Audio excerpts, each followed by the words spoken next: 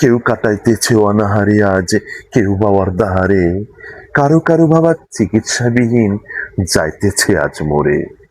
বছরের পর বছর তারা খাটছে দিন রাত, যোগ্য সম্মান পেতে তারা মরিয়া হয়েছে আজ। বছর গেল 20-25, কোনো সরকার দিল না সাড়া। ডক্টর ইউনূস এমপিও করতে নিয়ে সেও হয়েছিল দিশেহারা। অবশেষে সে চলে গেল এমপিও না করে, আবেদন শুধু আবেদনই রইল সফটওয়্যারটা ঘিরে।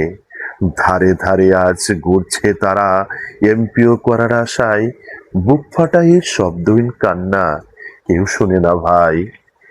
নতুন সরকার দেখে ওদের নতুন করে বুক বাঁধে, তারিখ চেয়েই বুঝি এমপিও করে দিবে, দুঃখ যাবে ঘুচে।